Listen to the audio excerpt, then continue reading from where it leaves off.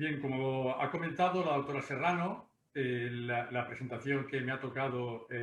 desarrollar es la valoración clínica y los criterios de derivación. Tengo que decir en primer lugar que no tengo ningún conflicto de intereses en relación con esta ponencia y que gran parte de ella se basa en lo que en el departamento sanitario en el que desarrollo mi labor asistencial hemos realizado a lo largo de los últimos años y tenemos en estos momentos en marcha, que es la ruta asistencial de la diabetes tipo 2. De alguna manera es una forma que nos hemos dado, una estructura que nos hemos dado para que los diversos profesionales que participamos en el cuidado de una patología que, como ha dicho el doctor Fornés, es altamente prevalente. Quiero recordar que en el estudio Valencia de la Comunidad Valenciana del año 2010, pero también en el estudio diabet.es a nivel español, pues casi hasta el 14% de la población es diabética, con lo cual muy frecuentemente nos encontramos con personas diabéticas. De tal manera que en este abordaje es fundamental la palabra que utilizamos muchas veces en medicina, que es la multidisciplinaridad. De tal manera que no solo el médico de atención primaria, enfermería, el endocrinólogo, el gestor de casos en el caso de enfermería, sino que, si me lo permiten, el médico del trabajo debe formar parte de una forma importante en este abordaje multidisciplinar, en esta atención, en esta valoración del paciente diabético. Bien, ha comentado el doctor Fornés que periódicamente y a partir de unas determinadas edades y con una serie de factores de riesgo, pues hay que realizar una valoración de esa posibilidad de que la persona que está en este caso en un medio laboral, pues tenga o no una diabetes. Evidentemente, si tras esa valoración es normal, pues el consejo a partir de una determinada edad, que la ha establecido en 45 años, pues es realizar un seguimiento anual o cada 3 años en función de las características del paciente. Nos podemos encontrar con las situaciones de prediabetes, en las cuales pues, el paciente aún no ha desarrollado una diabetes en sentido estricto, porque como ha dicho muy bien él, el diagnóstico es un diagnóstico que finalmente es de laboratorio. Y en estos casos de prediabetes, con esas cifras de glucemia o de hemoglobina glicosilada que están en el límite, pues se aconseja un control a los 6 meses y posteriormente pues un seguimiento anual. Centrémonos en aquellos pacientes que, como ha dicho él, bien tienen una glucemia por encima de 26, tienen una glicosilada por encima de 6,5 y que se confirma ese diagnóstico de diabetes. Aquí va a ser fundamental un primer control por enfermería, en el que posteriormente Amparo Muñoz pues, desarrollará la parte tan importante que es la atención por parte de enfermería, y podemos efectuar esa primera consulta programada médica en el que, una vez efectuado el diagnóstico, deberemos realizar una anamnesis, una valoración de los factores de riesgo, una exploración física en la que se incluya fundamentalmente una inspección de pies, una auscultación de carótidas, una valoración del resto de factores de riesgo cardiovascular y al menos una valoración de fondo de ojo y la posibilidad de nefropatía mediante una determinación de microalbuminuria. A partir de ahí, como veremos a continuación, pues el seguimiento se debe hacer de forma conjunta por parte tanto de enfermería como del médico responsable. Como se ha comentado anteriormente, la labor del médico del trabajo va a ser fundamental también en el tema de la prevención primaria. Y si de alguna manera, como ya se ha expuesto anteriormente, está aumentando de una forma alarmante la prevalencia de diabetes tipo 2, es porque claramente está aumentando la prevalencia de sobrepeso u obesidad. Datos de España, datos también en concreto de la Comunidad Valenciana, reflejan que más del 50% de la población adulta tiene sobrepeso, tiene obesidad. De alguna manera, son pacientes en riesgo de desarrollar una diabetes mellitus. Por lo tanto, va a ser fundamental esa labor de prevención y de tratamiento de la obesidad para prevenir el desarrollo de una diabetes. Una vez realizado mediante cribado la confirmación diagnóstica, el abordaje inicial, como vemos en la diapositiva, pues tendría que ser una valoración inicial en la que establezcamos unos objetivos que, como vamos a ver a continuación, son unos objetivos individualizados, y a partir de ahí un seguimiento con un apartado fundamental para que en ese abordaje multidisciplinar todos los profesionales que se encargan sepan cuáles son los criterios de derivación al especialista, en este caso al endocrinólogo, o incluso la derivación urgente al servicio de urgencias. En cuanto al plan terapéutico, pues no debemos olvidar que tiene esa triple vertiente del tratamiento no farmacológico fundamental. No nos olvidemos de que, a pesar de ser médicos, tenemos que insistir en la parte no farmacológica, dieta, ejercicio, autoanálisis y fundamentalmente la educación diabetológica, el plan de cuidados en enfermería, que posteriormente se referirá a Amparo Muñoz, y por último el tratamiento farmacológico, que actualmente, como sabéis, ya los que somos viejos, pues hemos pasado desde de 1 o 2 fármacos para la diabetes y un tipo de insulina a múltiples fármacos para la diabetes con múltiples tipos de insulina que de alguna manera también hacen un poco complejo el abordaje farmacológico de esta enfermedad. Y también no debemos olvidar el cribado de las complicaciones. Ese cribado que en el caso del diabético tipo 2 puede detectar ya complicaciones desde el momento del diagnóstico porque no sabemos desde cuándo el paciente tiene esa alteración del metabolismo hidrocarbonato. De tal manera que todas esas complicaciones que pueden ver en la diapositiva deberemos valorarla y deberemos tenerla en cuenta para poderlas detectar y, en su caso, tratar lo más precozmente posible. Si desde un punto de vista glucocéntrico hablamos de objetivos glucémicos en el paciente con diabetes, los objetivos que debemos de tener presente van a ser, ya digo, centrándonos únicamente en los apartados del metabolismo hidrocarbonato, en tener una glucemia preprandial en unos valores normales, entre 80 y 130, y unos valores postprandiales inferiores a 180.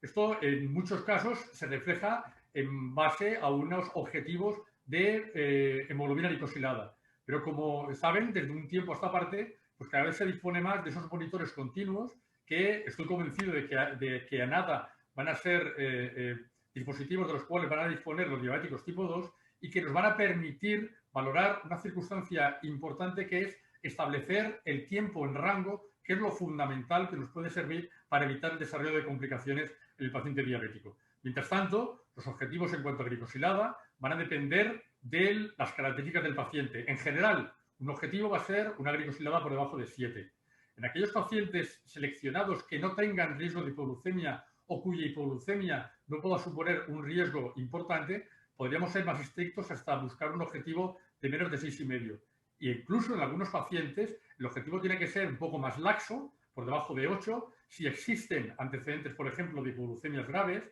si la esperanza de vida es reducida o si tienen complicaciones micro o macrovasculares avanzadas. Por supuesto, muy importante va a ser siempre en todo diabético evitar el desarrollo de hipoglucemias. De esta manera, si los objetivos de la glucemia vemos que son estables, el seguimiento se puede hacer 2 veces al año, y si los objetivos o vemos que el objetivo de glucemia no está estable o si se ha realizado cualquier cambio en la medicación, debemos evaluar ese paciente a los 3 meses para ver si el objetivo se ha conseguido o si el tratamiento efectuado ha realizado sus correcciones adecuadas. Bien, esta es una diapositiva que seguro que conocen todos porque debemos adecuar el objetivo, debemos individualizar el objetivo de control metabólico, el objetivo de glicosilada, en función de determinadas características. En función del riesgo de hipoglucemia, seremos más estrictos cuanto menos riesgo tenga de hipoglucemia. En función de duración de la enfermedad, más estrictos cuando el diagnóstico sea más reciente. En función, por supuesto, de la expectativa de vida. Si tiene una expectativa de vida corta, no hará falta ser tan estricto. La importancia de las comorbilidades, como he expuesto antes. Las complicaciones vasculares. Si hay mucha complicación, podremos ser menos estrictos porque ya las ha desarrollado. Y, por supuesto, de 2 situaciones que son perfectamente modificables. La actitud del paciente, cada paciente es de una manera, y las expectativas de compromiso con el tratamiento. Es fundamental la participación del artista, que les digo yo, y los recursos o el apoyo del sistema que en cada momento podamos tener para poder ser más o menos estrictos. Desde el punto de vista del tratamiento farmacológico, no debemos olvidar, como ya he dicho antes, que la primera parte, si tenemos en cuenta, podríamos discutirlo si quieren después, el tema de la metformina, debemos insistir en las medidas no farmacológicas, alimentación saludable, ejercicio físico regular y, por supuesto, la educación terapéutica que muchas veces cae en manos de enfermería, lo que se denomina la capacitación, o una palabra que a mí no me gusta mucho, pero que cada vez está más de moda, y es el empoderamiento del paciente, el darle recursos para que sea consciente y sea partícipe de su enfermedad. A partir de ahí, y en función de que nos encontremos en una prevención secundaria o que tenga un riesgo cardiovascular o que tenga microalbuminuria o que sea un paciente de prevención primaria, pues la utilización de diversos fármacos que, en función de esas características, iremos utilizando de una forma secuencial, teniendo siempre en cuenta que si el control metabólico es alto, si la glicosilada inicialmente es alta, podremos comenzar con una terapia dual, triple terapia, o si el paciente está muy descompensado, incluso desde el inicio empezar con la insulinoterapia. Creo que es importante para el médico del trabajo, para también médico de atención primaria, conocer cuáles son los criterios de derivación, es decir, cuando de alguna manera, si me lo permiten, el paciente se nos escapa un poco de las manos y tenemos que recurrir al especialista. En este caso lo hemos dividido en función de la derivación o urgencias o al endocrinólogo de forma preferente o una visita ordinaria o incluso no presencial. A urgencias, cuando sospechemos el debut de una diabetes tipo 1, que muchas veces requiere un ingreso hospitalario, cuando existan complicaciones agudas de la diabetes, hipoglucemia o descompensaciones hiperglucémicas, o cuando existan situaciones agudas en el contexto de un paciente diabético. Derivaremos de forma preferente a una consulta de endocrinología cuando exista un mal control metabólico de una forma grave o crónica que requiera una monitorización intensiva. Cuando existen complicaciones crónicas, pero que veamos que de una forma aguda están progresando, o una diabetes durante el embarazo si presenta un mal control metabólico. Y derivaremos de forma ordinaria al endocrinólogo cuando tengamos una sospecha de diabetes tipo 1. En aquellos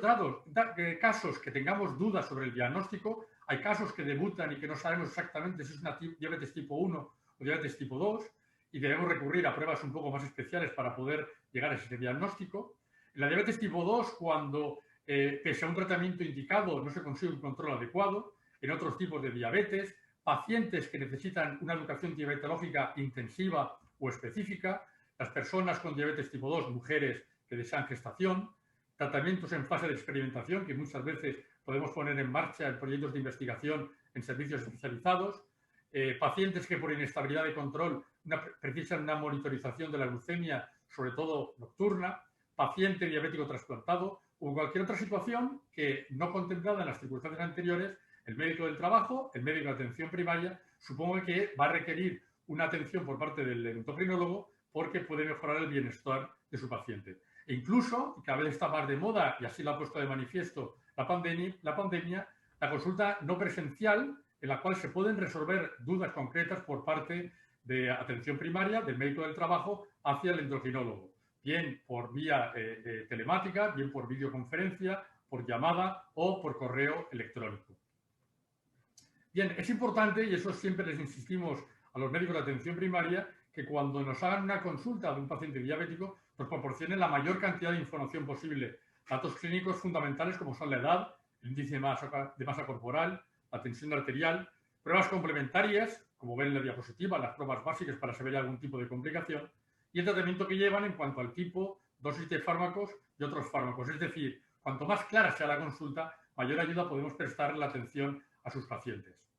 Y por otra parte, existen circunstancias de retorno del paciente desde el endocrinólogo hacia atención primaria o hacia las consultas del médico del trabajo, cuando hemos conseguido la estabilización del paciente por una reorientación, por una educación diabetológica, cuando acaba el embarazo, cuando el paciente, por lo que hemos dicho anteriormente, no requiere un control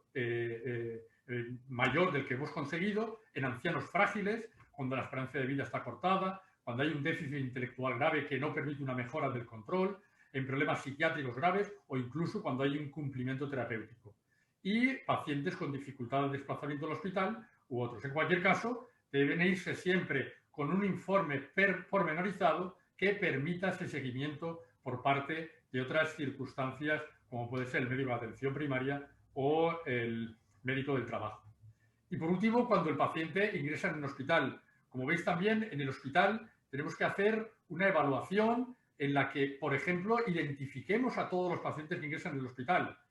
Se nos escapan muchas veces pacientes que ingresan por traumatismos, por cirugías, por cualquier otra circunstancia en los que nosotros, por ejemplo, hemos instituido, aún no conseguido, que el paciente sea identificado desde su ingreso en el hospital, por ejemplo, mediante una colocación de una pulsera que identifica al paciente diabético. Que al paciente se le pese, que es una circunstancia que tampoco muchas veces conseguimos que se realice a los pacientes que ingresan en el hospital. Y que el paciente, si se le detecta una glucemia superior a 200, el laboratorio directamente haga una hemoglobina glicosilada. De tal manera que si esta es superior a 10, salte una consulta directamente al servicio de endocrinología y nutrición. Y si no, pues el paciente siga el control, obviando, si es posible, esas pautas clásicas de insulina según glucemia y pautando insulina basal o insulina prandial con unos algoritmos de tratamiento adecuados durante el ingreso. Es muy importante posteriormente gestionar el alta. El paciente, si ya ha recibido insulina, podemos planificar el alta, pero si no ha recibido insulina y creemos que durante el ingreso va a ser necesaria la insulinización, debemos iniciar esa educación insulínica, esa educación diabetológica durante el ingreso. Debemos recurrir muchas veces a la enfermera gestora de casos para que insista en esta adherencia terapéutica, soporte familiar y de alguna manera que planifiquemos esa alta y en nuestro caso tenemos ya establecido y estamos en vías de desarrollo una consulta que creemos muy interesante, que es la que hemos llamado consulta de diabetes al alta. Una consulta que de alguna manera es puente entre el ingreso hospitalario y el médico de atención primaria, en este caso también el médico del trabajo, mediante la cual podemos establecer esta conexión entre lo que ha pasado en el hospital, el tratamiento que requiere el paciente y ese posterior seguimiento por parte del médico de atención primaria, por parte del médico del trabajo. Bien,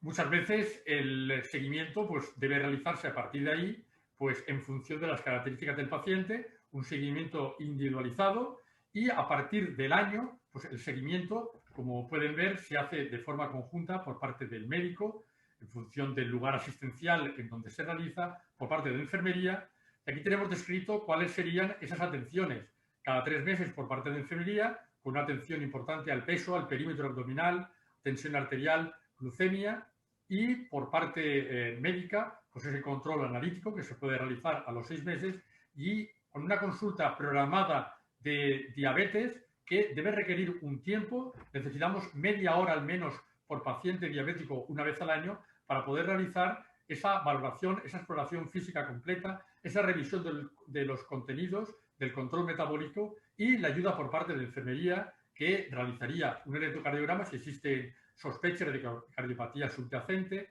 un índice tobillo-brazo, si existen factores de riesgo o el paciente es fumador y insistir muy mucho en la educación diabetológica. Y por último, pues en este abordaje de las complicaciones de la diabetes, pues les pongo también el cribado y el diagnóstico que hemos establecido para una complicación muy frecuente de los pacientes diabéticos, que es el de la retinopatía diabética. Los diabéticos tipo 2, desde el diagnóstico, y los diabéticos tipo 1, por encima de los 15 años, y cuando tengan más de 5 años de evolución de la enfermedad, requerirían un fondo de ojo que en la mayor parte de los casos se puede hacer mediante una retinografía no midriática. Si es normal o leve, se hace el informe que se cuelga, en el caso de la Comunidad Valenciana, el informe de Abucasis o el informe en el cual se puede acceder por parte de todo el personal sanitario que tiene contacto con el paciente. Y si no es normal, requerirá una valoración por parte de oftalmología, una categorización del riesgo, que en el caso de que al final se establezca que es leve, podrá realizarse una revisión periódica, pero si es moderado o grave, requerirá un seguimiento y un tratamiento posterior por parte del oftalmólogo. Pues esto es todo, muchísimas gracias y como ha dicho el doctor Fornés, después de todo estoy a su disposición para cualquier pregunta que me quieran hacer. Muchas gracias.